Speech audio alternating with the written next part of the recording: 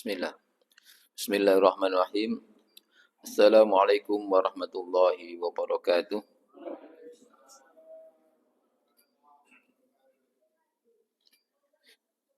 Innal hamdalillah nahmaduhu wa nasta'inuhu wa nastaghfiruh wa nastahdihi wa natubu ilaihi wa na'udzu billahi min shururi anfusina wa sayyiati a'malina. May yahdihillahu fala mudilla lahu wa may yudlil fala hadiya lahu wa nashhadu an la ilaha illallah wahdahu la syarika lahu ونشهد أن محمدا عبده ورسوله لا نبي بعده اللهم صل وسلم وبارك على نبينا محمد وعلى آله وأصحابه أجمعين يقول سبحانه وتعالى بعد أعوذ بالله من الشيطان الرجيم يا أيها الذين آمنوا اتقوا الله حق تقاته ولا تموتن إلا وأنتم مسلمون وقال Ya ayyuhalladzina amanu taqullaha wa kunu ma'as shadiqin. Alhamdulillah, alhamdulillah kita bersyukur kepada Allah Subhanahu wa taala. Dengan karunia Allah kita dapat melaksanakan salat maghrib secara berjamaah. Dengan karunia Allah pula dengan taufik dari Allah Subhanahu wa taala kita dapat berbanyak-banyak doa, berbanyak-banyak zikir, berbanyak-banyak sedekah dan berbanyak-banyak beramal soleh. Itu semua adalah karunia dari Allah Subhanahu wa taala.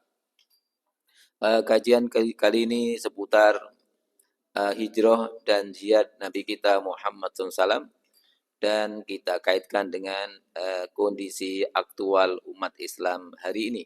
Bagaimana mereka berhijrah, bagaimana mereka berjihad, dan bagaimana pula kita bangsa Indonesia Muslim berhijrah dan berjihad. Kita berangkat dari hadis Nabi kita Muhammad sallallahu alaihi wasallam.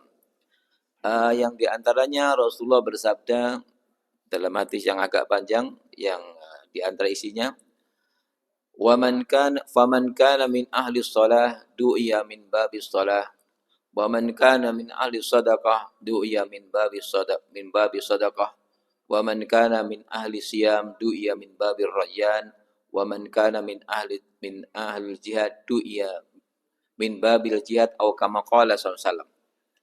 Dalam hadis agak panjang disebutkan di sana bahwa siapa-siapa yang dalam hidupnya adalah ahli salat, salatnya dominan, setelah salat wajib banyak salat-salat sunnah, maka nanti ketika masuk surga akan dipanggil dari babu salah, pintu salat.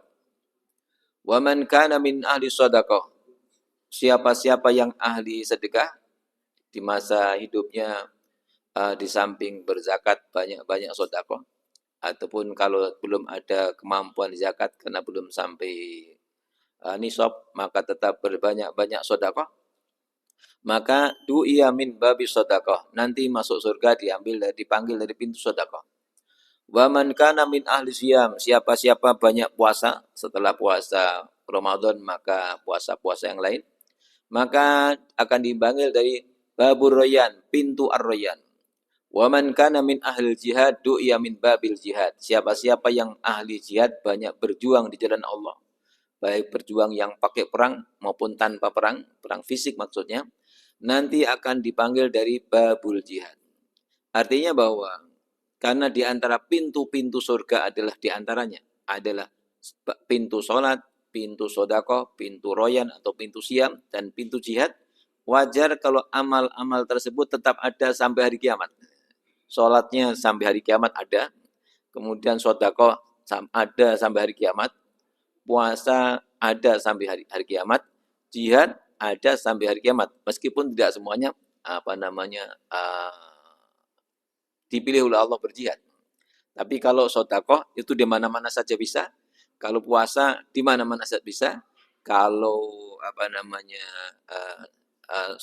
puasa, sholat, sedekah di mana-mana bisa. Tapi kalau jihad perang bukan di mana-mana bisa. Di tempat perang saja yang bisa.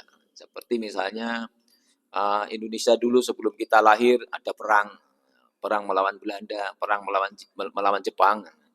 Kemudian juga di Yaman tahun 80-an ada perang di Afghanistan melawan Rusia.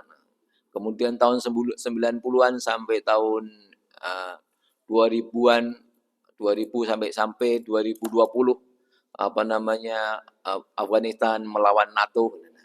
Kemudian yang sekarang ini sudah 400 hari lebih perang kaum muslimin Palestina melawan Israel.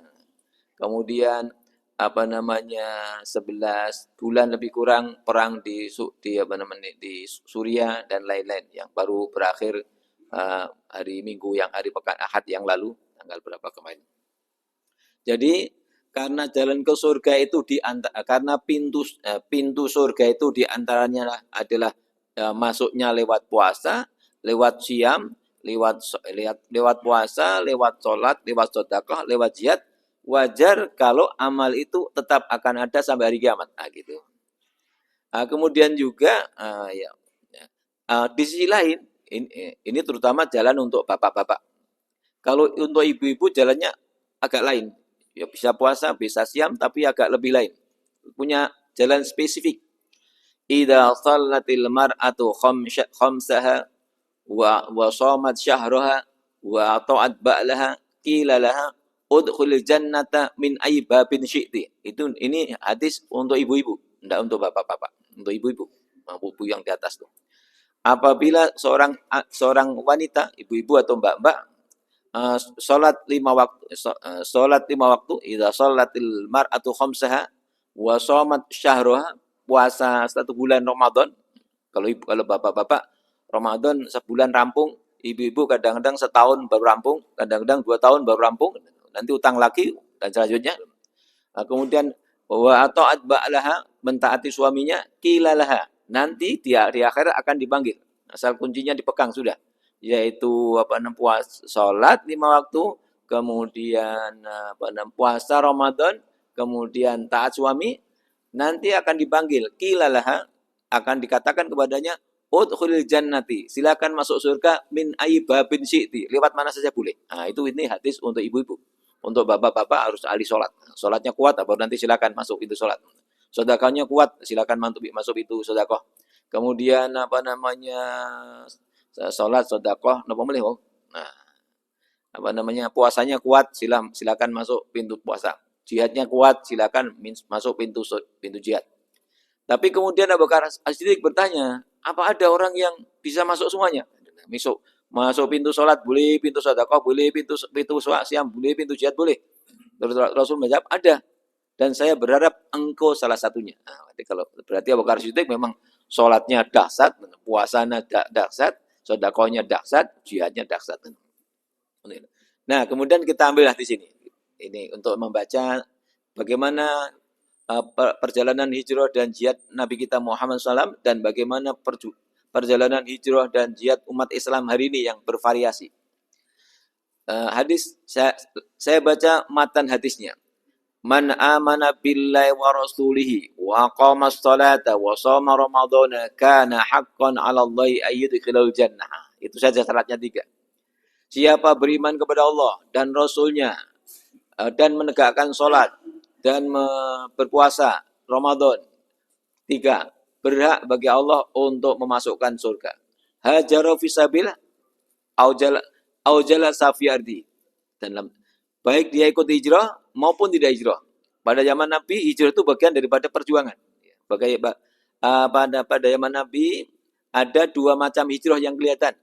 Hijrah ke Ethiopia untuk menyelamatkan jiwa dan iman. Nah, tapi kalau hijrah ke Madinah, di samping untuk menyelamatkan iman, menyelamatkan jiwa untuk menegakkan Islam. Sebab Islam itu aturan. Pada waktunya harus ditegakkan kalau mampu. Kalau tidak mampu, ya tidak. Sebagaimana kaum muslimin di Makkah tidak mampu menegakkan aturan Islam, yang penting sholat puasa, yang penting 3. Sholat, puasa, haji, dan lain-lain. Kalau sudah wajib. Demikian juga kaum muslimin ketika di Ethiopia tidak mampu menegakkan Islam karena syarat ubur rampenya tidak cukup, ya tidak. Demikian juga kaum muslimin sekarang di Amerika, ya tidak menegakkan Islam, yang penting menegakkan sholat. Karena satu sisi adalah as-sholatu imaduddin, faman aqama faqad aqamaddin. Sholat itu tiang agama. Siapa yang menegakkan sholat termasuk menegakkan agama pada dirinya, pada masyarakatnya belum tentu. Nah, gitu. Wallahu a'lam bishawab. Nah, kemudian jadi Kalau zaman Nabi ikut hijrah, tidak ikut hijrah, asal punya amal 3, iman, sholat, saum, masuk surga dengan izin Allah. Tapi dalam hadis yang berikutnya kalimat yang lain. Man amana billahi wa bi rasulihi wa aqama as-salata wa shoma ramadhana kana haqqan 'ala Allahi ayyudkhilul jannata jahada fi sabilillah au jalasa fi ardihi allati wulida fiha. Baik dia ikut berjihad, kalau zaman Nabi berjihadnya hijrah dulu untuk orang muhajir. Kalau untuk para muhajirin orang Makkah berjihadnya hijrah dulu, hijrah ke Madinah baru berjihad. Tapi kalau berjihadnya kaum muslimin di Madinah, para Ansor tidak usah berjihad karena berangkatnya dari rumahnya sendiri. Nah, jadi kalau para Ansor hijrah dulu ke Madinah baru berjihad, base camp-nya Madinah. Kalau para Ansor itu muhajir, kalau para Ansor ya dari Madinah terus berangkat. Jadi yang kita ambil pelajaran di sini adalah kaum muslimin itu berjuang tidak berjuang asal sudah sholat, iman, sholat, terus puasa itu sudah insya Allah Allah masukkan ke surga. Berarti artinya Allah saja menyayangi, masuk kita tidak menyayangi. Allah saja tidak mengolok-olok, masuk kita mengolok-olok. Jadi itulah diantara pelajarannya. Hanya satu sisi bahwa dalam satu makna bahwa manusia itu masuk surga bukan karena amalnya, tetapi karena rahmat Allah. Sehingga Rasulullah ditanya, wala anta ya Rasulullah, yang masuk surga bukan karena amal, hanya karena rahmat Allah. Engkau juga gitu? Iya. Illa ayyataghammadani Allah bi rahmatih. Kecuali saya diliput oleh rahmat Allah, maka masuk surga. Tetapi tingkatannya terberkait dengan amalnya. Kalau ahli sholatnya dahsyat banget, nanti surganya lain. Sholatnya kuat banget, surganya lain, dan selanjutnya. Maka di sini iman, sholat, puasa Ramadan, orang bisa masuk surga dengan izin Allah. Dengan izin Allah. Dengan izin Allah. Syarat pertamanya adalah iman. Kemudian sisi lain, iman, sholat, puasa, Ramadan, hijrah dan jihad, baru masuk surga. Otomatis keistimewaannya berbeda-beda. Wallahu a'lam bishawab.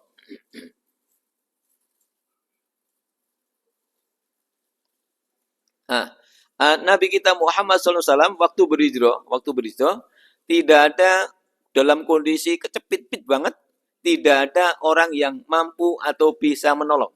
Yaitu terutamanya ketika Rasulullah sedang dikepung rumahnya.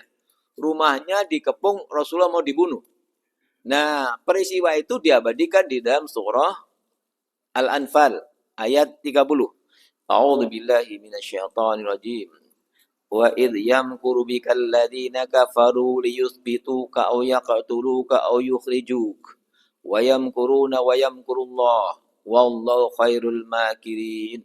Ingatlah ketika orang-orang kafir Quraisy merancang makar, tipu daya untuk menangkapmu, membunuhmu atau mengusirmu.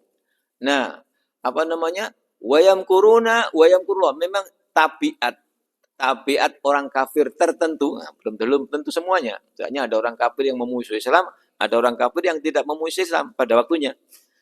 Misalnya pada zaman Nabi, orang kafir Abu Jahal memusuhi Islam dan orang Islam. Orang kafir Abu Thalib tidak memusuhi Islam. Kemudian orang Quraisy memusuhi Islam. Ketika orang kafir Quraisy memusuhi Islam. Ketika Rasulullah hijrah ke Madinah, orang kafir musyrik Madinah tidak memusuhi Islam. Orang kafir Yahudi juga pada waktu tertentu tidak memusuhi Islam. Jadi orang-orang kafir tertentu akan selalu berbuat makar, membuat tipu daya untuk melumpuhkan Islam. Seperti dahsyatnya, kalau dibilang dahsyat, serunya tipu daya Israel yang didukung oleh Amerika dalam memerangi Palestina itu luar biasa rumitnya. Rumitnya bagaimana rumit? Orang tinggal di rumah-rumah tingkat, rumah-rumah flat, di rumah-rumah besar-besar, dibom dari atas kan rumit. Itu rumit, itu perang yang sangat-sangat rumit. Saya kalau ingat itu hanya baca 2 aja. Hasbunallah wa ni'mal wakil, ni'mal maula wa ni'man nasir. Mengandalkan apa? Tidak mungkin. Nah, kemudian yang kedua adalah Wa makaru wa makarallah wallahu khairul makirin. Mereka membuat tipu daya, Allah membalas tipu daya. Nanti yang endingnya yang terbaik ketentuan Allah. Ending yang terbaik ketentuan Allah. Nah, Nabi kita Muhammad SAW dikepung rumahnya. Nah, kemudian bisa lolos karena yang mengepung Al-Gucu yang diutus untuk mengepung rumah Nabi pas Nabi keluar ngantuk. Nah, selesai kan? Nah, jadi pas bawa pedang kayak apa mau dipegang berat-berat kalau nanti ngantuk ya lali. Nah, jadi pas Rasulullah keluar ngantuk semua ngantuk. Tidur semua. Kan selesai. Jadi kalau Allah mau bikin melumpuhkan musuhnya gampang banget. Hanya waktunya tidak menurut kita, ya menurut Allah. Maka sebelum waktu itu tiba ya sabar aja lah.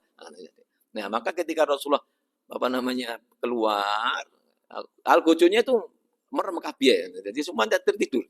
Kalau orang tertidur tuh ya semuanya tidak kanggu lah. Pedang ya tidak kanggu, pulpen tidak kanggu, makanan tidak jadi makan dan selanjutnya keluar terus ke berikutnya terus sembunyi di gua Tur.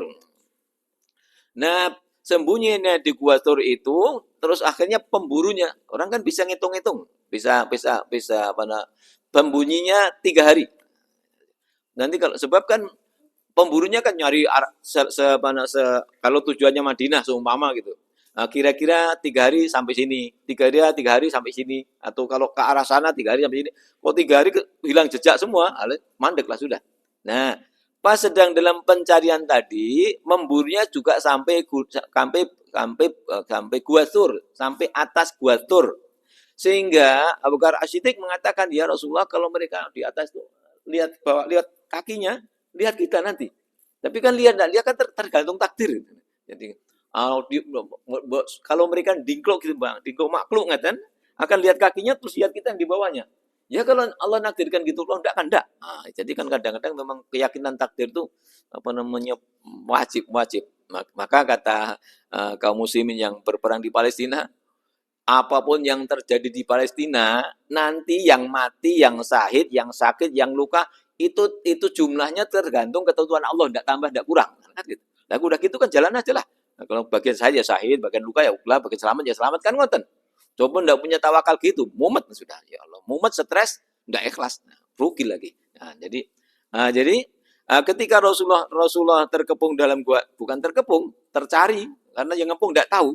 Kalau yang di rumahnya terkepung, tapi yang ngepung tahu. Tapi pas Rasulullah keluar tidur, selesai. Gitu. Nah ini nyari muter-muter di Gua Sur, tapi tidak ngerti kalau di dalamnya, jadi tidak ngepung. Kalau dingklok kebetulan, kalau takdirkan, tapi Allah tidak takdirkan. Nah maka kata Abu Bakar As-Siddiq, ya Rasulullah kalau mereka melihat kakinya dingklok ngeten, ini saya lihat kita. Langsung dijawab oleh Rasulullah, ya Abu Bakar ma dzananta bisna ini Allah salisuha. Itu perlunya pengetahuan bahwa Allah itu memantau kita dan juga memantau musuhnya kita. Dan Allah menjaga kita dan selanjutnya gitu. Ya Abu Bakar, apa yang kau sangka kita ini 2 orang? Allah pihak ketiga. Sedangkan Allah mesti menolong wali-walinya. Wali Allah itu orang yang bertakwa. Wali Allah itu orang yang bertakwa. Nah, kemudian berkaitan itu terus diabadikan dalam surah At-Taubah. Qala ta'ala illa tansuruhu faqad nasarahullah. Dulu ketika Rasulullah sedang bersembunyi di Gua Tur, kalian umat Islam semua, para sahabat kalian itu tidak bisa menolong. Karena sahabat yang sebagian di Makkah. Makkah itu menunjukkan diri pun takut. Gitu. Itu yang di Makkah. Kemudian yang kelompok yang kedua di Ethiopia. Di Ethiopia sana mau menyeberang laut, nolong Rasulullah di Gua Tur, tidak mungkin. Jaraknya tidak sampai. Nah, kalau zaman sekarang, insya Allah zaman sekarang seru lah. Zaman sekarang lain lagi. Bang kaum muslimin ahlu sunnah perang sama Basar Asad kira-kira 1 minggu 11 hari mau mengepung Damaskus. Tahu-tahu di minggu-minggu itu langsung semua target-target penting kumpulan dipus senjata macam-macam dibomi oleh Israel berapa kali tidak tahu, banyak 60 atau sebagian lagi ratusan dan selanjutnya. Kenapa begitu? Daripada nanti dipek kaum muslimin, dihancurkan duluan. Jadi sedetik semenit bisa jalan ya zaman sekarang. Zaman Nabi itu tidak bisa dilakukan. Tapi kaum muslimin punya senjata dahsyat, yaitu ad-du'a silahul mukmin. Doa itu senjatanya orang yang beriman. Kalau doa terkabul, semua senjata orang kafir bisa macet dengan izin Allah. Qala ta'ala illa tansuruhu faqad nasarahullah. Kalau kala itu kalian tidak bisa menolong Nabi ketika berada di Gua Tur, faqad nasarahullah. Allah sendiri yang menolongnya. Kapan itu? Idh akhrajahul ladina kafaru saniyasnain, yaitu ketika orang kafir secara tidak langsung mengusir dua orang, Rasulullah dan para sahabat, kemudian sampai bersembunyi di gua idhuma fil ghor, ketika keduanya sedang bersembunyi di gua. Idh yaqulu li sahibi la tahzan, ketika Rasulullah berkata kepada temannya yaitu Abu Bakar As-Siddiq, la tahzan, jangan sedih, innallaha ma'ana. Ini kalau bahasa tasawufnya ma'rifatullah, mengenal Allah. Kalau mengenalnya sidik-sidik ya tawakalnya sidik-sidik. Kalau mengenalnya kuat-kuat ya enggak takut apa-apa. Kalau mengenalnya kayak Khalid bin Walid, wah dahsyat tuh. Rasun mematikannya diminum, tapi enggak boleh buatan itu tiru-tiru. Enggak kuat. Lah jelas lah, orang kafir nyoba nih ya nyoba tenan. Akhirnya oleh Khalid bin Walid langsung Bismillahilladzi la yadurru ma'asmi syai'un fil ardi wala fis sama' wa huwas samiul alim. Langsung diminum, mboten apa-apa. Nah, mengenal Allahnya kuat banget. Kalau buat mocone ngoten ping 100 tapi ragu yo. Ndak lah, ya mboten ngerti. Ya itu takdir Allah ngoten niku. Jadi ma'rifatullah, mengenal Allah niku wah dahsyat banget, dahsyat banget. Nah, ya Allah karim. Innallaha ma'ana. Allah bersama kami. Ini sami kali kali perjalanan Nabi Musa. Nabi Musa dikejar-kejar oleh bala tentaranya, terus akhirnya diikuti anak buahnya juga, sampai tepi laut bingung anak buahnya. Langsung bilang, inna la mudrakun, mesti kita ketangkap. Ke depannya guru laut, ke belakang ketangkap tentara. Langsung dijawab oleh Nabi Musa, kala, enggak mungkin. Kok enggak mungkin? Inna ma'iya rabbi sayahdin. Kita ini kan bersama Allah, enggak mungkin Allah mentelantarkan kita. Selamatlah. Selamatnya yang kadang-kadang selamatnya kaum muslimin yang enggak masuk akal ngoten niku, enggak masuk akal. Enggak masuk akalnya apa? Musuh mengepung ning ra weruh ya ndak masuk akal sudah. Padahal melek ning mboten ketok, mboten ketok. Mboten sang nganggo aji-aji, nganggo ngajeje ndonga. Iku aji-ajine ndonga. Nah, bagaimana masuk akal lautan disabet tongkat bisa terbelah, mbok dibalani kita sampai napa sakit. Nah, ya la tahzan innallaha ma'ana. Fa anjalallahu sakinatu alaihi. Nah, kemudian tentram. Nah, tentram niku mahal. Ada corona tentram. Ada bencana tentram, di bumi tentram. Pokoknya ruwet tentram. Mungkin mila ibu-ibu Palestina niku sithik-sithik alhamdulillah rabbil alamin. Sithik-sithik alhamdulillah rabbil alamin, padahal yang saya udah banyak banget, yang luka banyak banget, ujung-ujungnya tetap alhamdulillah rabbil alamin. Niku mahal niku. Nah, kula jenengan sami ora ngrasake dadi nek alhamdulillah alamin ending mawon ending. Nek niku abot-abot sajae. Ya Allah karim. Nah, jadi kemudian Allah berikan ketentraman. Wa ayyadu bijunudil lam tarauha. Allah kuatkan dengan tentara yang tidak bisa dilihat. Mboten ngerti siapa yang nutupi matanya orang kafir, nop sinten mboten ngerti. Tentara Allah ndak kelihatan. Siapa yang membuat rudal macet, tentara Allah ndak kelihatan. Siapa yang bikin yang membuat drone ciblok itu ndak kelihatan. Waja'ala kami kalimatal ladina kafar sufla wa kalimatullahi al-ulya wallahu azim. Kemudian Allah menangkan. Jadi Allah kalimatut tauhid dalam proses menang. Nah, kemudian ternyata jangankan berhijrah, jangankan berjihad, melangkah ke masjid saja itu harganya mahal banget itu. Niku mungkin timbangannya wabot banget. Nanti akhirat insyaallah. Menapa boleh melangkah ke masjid sambil sambil berzikir, doa dan selanjutnya. Nah, dalam Islam itu amal kecil-kecil saja dahsyat nilainya. Apalagi amal besar, yaitu hijrah dan jihad. Hijrah dan jihad. Tapi yang hijrah ini fadilah untuk kaum muslimin yang tertindas di Makkah berhijrah ke Madinah. Kaum muslimin Madinah tidak dapat fadilah itu benten-benten. Kaum muslimin Madinah mendapatkan fadilah nopo menampung. Nah, dengan tidak dapat fadilah ngomong pengajian, jenengan dapat fadilah ngenekke pengajian. Napa ngrungokke pengajian kan benten-benten. Mboten saged diwalik sok mboten diwalik. Demikian juga Rasulullah dan para sahabat dari Makkah mendapatkan keistimewaan berhijrah. Soalnya berhijrah ini kesana piknik. Bukan mencari makan, bukan itu. Berhijrah pindah tempat untuk menyelamatkan agama. Lah niku yang mahal. Menyelamatkan setunggal jiwa-jiwa kaum muslimin. Itu kaum muslimin itu hamba Allah yang paling mahal di muka bumi. Jadi orang ngeten kita ini semua di Masjid Al Azhar ini nek diboyong sumpama diboyong oleh sinten dibawa pindah ke Amerika, mbok menawa wong sing apik dhewe nih. Soalnya mboten enten perbandingane. Tapi kalau di Indonesia belum tentu. Banyak Amerika soleh-soleh kakak banget. Nah, jadi orang muslim itu ibarat aset bumi yang termasuk paling mahal. Milo kudu diuri-uri kan. Nah, maka kita ini punya masyarakat mayoritas muslim ini kudu diuri-uri bagaimana mayoritas muslim ini bisa diberdayakan, bisa menolong kaum muslimin tempat lain dan bisa mendakwai orang yang non di tempat lain. Kan ngoten mesti ini. Nah, alladzina amanu wa hajaru wa jahadu fi sabilillah bi amwalihim wa anfusihim a'dhamu darajatan indallah wa ulaika humul faizun. Orang yang beriman niki sedanten katut, kita semua katut. Para muhajirin nggih katut, para ansor nggih katut. Wa hajaru pun mulai mboten katut. Yang katut hanya yang berhijrah dari Makkah ke Madinah kala itu. Nah, yang zaman sekarang ya, zaman dulu tahun 80-an orang muhajirin ten Afghanistan niku dibuami oleh Rusia luar biasa kan pinten juta ngoten berhijrah ke ten Pakistan. Kalau kemarin waktu rame perang di Suriah berapa belas tahun, 13 sampai pinten, maka orang pada terusir berhijrah ke Turki. Nah, sebagian berhijrah ke Indonesia, ngajar daripada mereka mengke orang alim niku napa?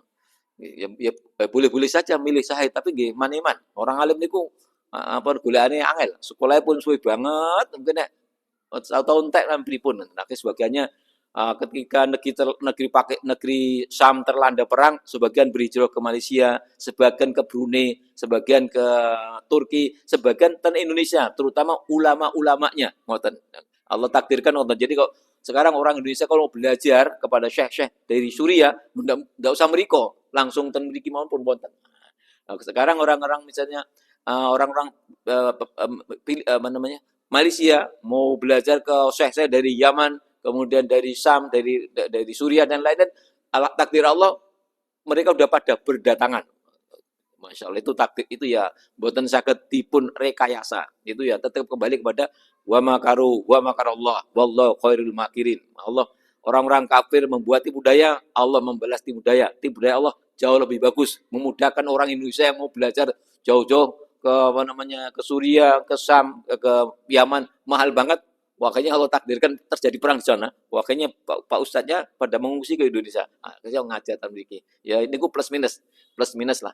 Akhirnya ulama-ulama yang kemarin dapat pahala berhijrah, dapat pahala berjalan fisabilillah. Lah kita dapat pahala menampungnya. Masya Allah. Masing-masing. Kemudian a'dhamu darajatan indallah wa ulaika humul faizun. Mereka itu orang yang beruntung. Jadi orang-orang yang berjuang, berjihad niku wonten ulama ngendika ngeten. Kalau disebut kata jihad secara langsung niku artinya perang. Ngoten. Kemudian perang tenanan niku. Kemudian kalau disebut kata fisabilillah di jalan Allah itu artinya jihad ngoten. Mila kalau ben wonten kaum muslim itu punya laskar Hizbullah nopo sabilillah. Nah nanti kalau perangnya disebut perang sabil, maksudnya perang fisabilillah. Nah jadi kalau disebut fisabilillah maksudnya urusan perang. Tapi perang Yaman kini pun berkembang istilahnya jadi macam-macam. Wonten perang medsos, nah, wonten perang ekonomi, wonten perang perang politik dan lain-lain. Niku sing bener setunggal tok. Asal di atas Islam untuk menjadikan Islam jaya, leres. Tapi kalau perang-perangan, mau perang medsos kah, mau perang politik kah, mau perang ekonomi, asal tidak di atas Islam pun dosa tok nih. Nah, kemudian nanti tujuannya bukan untuk izul Islam wal muslimin, tambah dosa.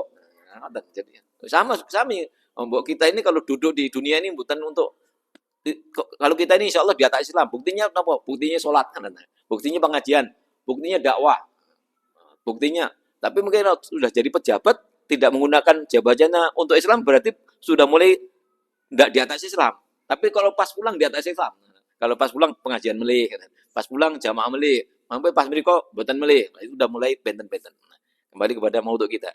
Jadi hidup ini akan bermakna, bernilai kalau betul-betul. Maka jihad itu dimulai dari belajar. Maka Rasulullah ketika man kharaja fi talabil ilmi fa huwa fi sabilillah. Ngoten. Siapa yang keluar ngeten iki, keluar belajar ilmu jalan ke surga maksudnya. Sanes ilmu golek duit, sanes. Ilmu kalau ilmu sanes ilmu peternakan, ilmu bisnis, sanes. Ilmu jalan ke surga. Kecuali ilmu ekonomi, ilmu bisnis, peternakan itu dari awal niatnya nggo sedekah. Lah niku pun kelebet. Jadi niat awalnya aku sekolah tinggi-tinggi biar pun jadi pembisnis, biar ahli sedekah. Lah niku pun masuk dalam bingkai Islam. Tapi kan niatnya golek duit titik kan. Aku mau sekolah tinggi-tinggi ben entuk duit akeh kan sana jalan ke surga niku jalan urip. Nah, bukan jalan mati itu, jalan urip. Nah, maka kalau semua dibingkingkan di atas Islam, semua jalan hidup niki kenapa jalan ke surga semuanya kan kata. Nah, maka pentingnya Masya Allah wajar kalau Kanjeng Nabi ngendika Rasul amri al-Islam man aslama stalima wa amudu as-shalah. Pokok persoalan Islam, siapa Islam selamat. Nah, jadi kan jadi yang melatar belakangi melandasi semua langkah hidup kita ini ajaran Islam ngoten. Maka perlunya pengajian ben boten sami-sami lali. Nah, kemudian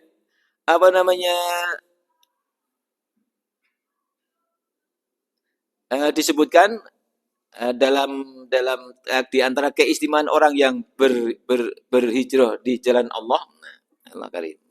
Banter. Wa may yuhajir fi sabilillah yajid fil ardi muraghaman katsiran wa sa'ah. Wa may yakhruj min baiti muhajiran Allah wa rasulih thumma yudrikul mautu faqad waqa'a ajruhu 'ala Allah wa kana Allahu ghafurur rahim. Ya Allah. Hijrah termasuk perjuangan. Kados Kanjeng Nabi dan para sahabat hijrah ke Madinah. Kados Kolomben orang-orang Afghanistan hijrah ke Pakistan. Orang-orang Suriah hijrah ke Turki, sebagian ke Indonesia mau menawi. Orang-orang Yaman juga hijrah kemana-mana dan ketika Yaman Ahlu Sunnah tergeser oleh Syiah, maka orang-orang Ahlu Sunnah terutama ulamanya pada mengungsi kemana-mana. Itu namanya perjalanan hijrah. Diabadikan dalam Al-Quran. Wa may yuhajir fi sabilillah yajid fil ardi muraghaman katsiran wa sa'ah. Siapa yang berhijrah di jalan Allah maka akan dapat di muka bumi tempat tinggal yang banyak dan rezeki yang luas. Otomatis pada waktunya. Sampai ada hadis innamal a'malu binniyat itu kan sambungannya ada orang yang berhijrah. Oh, siapa yang berhijrah untuk wanita, dia dapatnya wanita. Orang yang berhijrah kepada Allah dan Rasulullah baru dapatnya ganjaran dan selanjutnya. Jadi kemudian orang yang berhijrah di tengah jalan meninggal dunia sudah mendapatkan ganjarannya hijrah. Nah, ini ada ini tadi perjuangan dahsyat di Afghanistan dulu dalam cerita itu sekian lama dulu pernah perang melawan Britania Raya, Inggris pula kalah. Nah, kemudian melawan Rusia berapa 20-an tahun lebih kurang. Rusia juga kalah. Yang terakhir ini melawan NATO. Amerika dibantu NATO 20-an tahun. Kalah juga NATO dengan takdir Allah. Tapi sampai kini pemerintahnya kelihatannya belum ada negara yang mau mengakuinya. Tetapi menjalin hubungan ekonomi sudah. Karena kemarin melawan NATO, maka otomatis Cina sama Rusia dekat-dekati. Jadi Rusia sama Cina sudah menjalin hubungan ekonomi dengan pemerintah tadi. Nah, kemudian takdir Allah kemarin tanggal 8 Desember yang lalu, orang-orang yang berjuang di Suriah melawan Bashar Assad, Allah takdirkan menang. Satu poinnya adalah begini. Ya Allah Karim, ya Allah. Kaum muslimin di dunia umumnya pada prihatin. Prihatinnya adalah kaum muslimin di Palestina dibantai sedemikian rupa, tidak satu pun negara mampu menolongnya secara maksimal. Kok gitu? Takdir Allah gitu. Kalau nggak mikir-mikir, sosok rodok sedih. Ya Allah, ini orang dibantai begitu banyak. Kok pemerintahan Mesir mboten nolong niku pripun? Kalau nek sebagai orang Muslim ya rodok sedih sithik. Kemudian Yordania juga tidak mau menolong. Kok pripun gitu. Nah, terus lama-lama saya mendapatkan ceramah bahasa Arab, bahasa Inggris rodok lali. Kenapa mereka tidak mau nolong? Karena Allah tidak ingin memberikan mereka fadilah jihad ngoten. Oh nggih sampun. Jadi kalau kok mboten do purun tindak pengajian mungkin bagian takmir sedih. Orang melu pengajian kabeh piye to? Mungkin sedih. Lama-lama dipikir-pikir, itu Allah sedang tidak memberikan fadilah yang bersangkutan tindak pengajian. Maka jenengan kita alhamdulillah dikasih fadilah kan ngoten. Tuh yang dikasih fadilah ampun dielek-elek ampun salat kok dielek-elek pripun. Nah, itu adalah orang Allah belum ingin memberikan fadilah pembelaan terhadap Islam dengan jihad terhadap pemerintah Mesir kali pun dicedai kali Mesir pun itu Yordania fadilah itu. Nah, ngoten. Wingi wonten pertemuan istimewa. Namanya pertemuan Majelis Permusyawaratan Umat Islam MPUI. Nah, MPUI niku satu jejaring kados organisasi terlahir dari niku waktu Istimewa Ulama tahun 2016 apa pinten niku. Nah, terus ada dialog dengan DPRD pusat kali Pak Tamsin Linrung kali Pak Romo Syafi'i. Nah, kula dimelokkan, melu. Lah terus diskusi si Pak Romo memaparkan. Memang presiden kita ini memang waktu orang tuanya ayahnya Muslim, tapi ibunya Nasrani, tapi neneknya Muslimah baik. Maka dikit-dikit katanya, dikit-dikit, wah, syahadat, wah, syahadat. Terus yang sampai tua syahadat. Nah, kata dianya pula, kata Pak Romo, tapi hidupnya banyak di luar negeri, jadi suratnya tidak begitu keruan. Nah, kemudian sekarang inginnya bagaimana Indonesia ini, kata beliau lah, Indonesia ini agar merdeka harus mandiri pangan, turini ngoten, walaupun ngerekam toh. Urusan pangan mandiri, urusan energi mandiri, nanti kalau udah ekonominya mapan, baru urusan tentaranya kuat. Soalnya Indonesia ini bakatnya jadi negara kuat bakatnya, tapi bakatnya betul dipupuk-pupuk rasido-sido. Jadi Indonesia ini bakatnya negara kuat bakatnya. Dari dari lahannya butuh banget, kemudian sumber daya alam katanya Pak Romo. Itu di Irian Jaya Freeport itu gunung-gunung emas sampai bawah masih ada emasnya, sebelahnya lagi masih ada emasnya lagi, masih banyak lagi. Nah, dunia luar ingin memecah belah Indonesia sehingga ketika masuk ini tidak setuju, lewat yang satu lagi setuju. Ngoten. Nah, terus maka biasanya isu diangkat adalah suku, terus kelompok, terus organisasi biar dipadukan. Tapi yang paling mujarab katanya isu ras, agama. Itu yang paling mujarab untuk memecah belah umat, kata si Pak Romo dari Pak Prabowo. Nah, kalau baca Pak Prabowo niku jenderal itu urusan perang-perangan itu pinter banget. Dan saudagar urusan ekonomi niku pinter banget. Dan selanjutnya. Terus cerita yang menarik pula diantaranya adalah Kopassus yang diperbantukan untuk menjaga perbatasan Lebanon Israel itu 1000-an. Jadi dia meneng-meneng ngirim juga Indonesia gitu. Nah, terus sudah ceramah sudah selesai, akhirnya ada pertanyaan, pulau ngacung, langsung ngacung, mewakili Solo kan ngacung. Nah, begini Pak Prabowo, nah begini Pak Romo, nah, ya Allah salam dulu, terus saya sampaikan begini, bahwa pemerintahan baru ini menurut saya ini fadilah karunia dari Allah. Nah, maka kita wajib mendukungnya. Menurut kulo, alasan kulo. Kemarin pidato setelah pelantikan Ibu, dalam pelantikan pidatonya ngeten. Apa namanya? Kita semua isinya. Kita semua harus tolong menolong. Harus tolong menolong, bantu-bantu agar dapat mencapai tujuan leluhur. Tulisnya ngeten. Agar mencapai tujuan leluhur. Lah, telah kulo cermati, nopo tujuan leluhurnya? Ini tujuan leluhur nih. Nah, jadi, oh iya, masya Allah, Mas Nobel masih apik laptop kudu. Ya, ya, ya, Gus, ya, balik. Oh, ini tenang, ini dukungan pusat nih. Ini udah pusat nih. Dewan Perwakilan. Nah, apa namanya? Saya sampaikan begini. Setelah dalam pidato pelantikan, saya bahwa bangsa Indonesia harus bersatu dan tolong menolong untuk dapat meraih tujuan leluhur. Nah, apa tujuan leluhurnya? Ternyata tujuan leluhurnya bahasa Jawa kalau bahasa Arab, yaitu menjadikan Indonesia itu negara yang gemah ripah loh jinawi toto tentrem kula boten mudeng niku. Gemah ripah loh jinawi toto tentrem kertor hajo. Kula kertor hajo mboten ngerti. Tentreme ngertos kula. Nah, terus baldatun thayyibatun wa rabbun ghafur. Wah, kaget kula. Nah, ini kan bagus banget. Ini yang ngomong presiden resmi apa sih? Nah, yang ngomong Pak Ustadz itu ceramah, omong doang kan.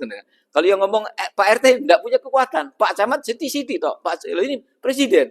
Dari sini maka saya berpendapat umat Islam wajib hukumnya mendukungnya itu. Tetapi ibarat pohon yang baru pohon gede banget dipindah. Ibarat pohon ini banyak benalunya. Nah, kalau ngoten banyak benalunya, maka pohonnya didukung kuat-kuat, benalunya dipreteli sidik-sidik.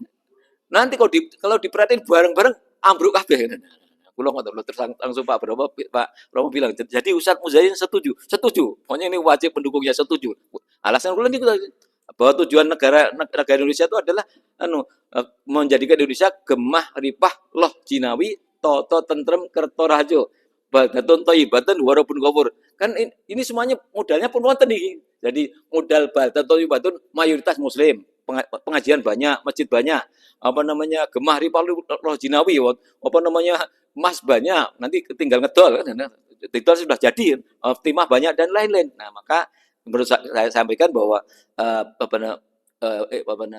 pergantian presiden baru ini menurut kulo ini adalah takdir dari Allah dan ini karunia dari Allah. Sangat mungkin itu bagian daripada doa kaum muslimin 10 tahun yang lalu, tapi kabulnya sekarang. Hanya kemarin maunya kan doanya sekarang kabulnya sesok, dan mau doanya kalau ketika kabulnya 10 tahun terus maidu pripun, sangat mungkin doa orang-orang soleh itu terkabul tapi entah kapan. Jadi maka jadi perjuangan umat Islam Indonesia adalah bagaimana menjadikan Indonesia ini betul-betul menjadi baldatun thayyibatun wa rabbun ghafur. Beda dengan perjuangan di Taliban, beda dengan perjuangan di Palestina, beda dengan perjuangan di Sam, beda-beda karena beda keadaan. Mudah-mudahan Allah mudahkan jalan menuju Indonesia semakin berkah, semakin istimewa, semakin diridhoi Allah, semakin berkah, semakin kaya, semakin bisa menolong umat Islam di manapun mereka berada. Dan demikian subhanaka Allahumma wa bihamdika asyhadu an la ilaha illa anta astaghfiruka wa atubu ilaik. Walhamdulillahirabbil alamin. Assalamualaikum warahmatullahi wabarakatuh.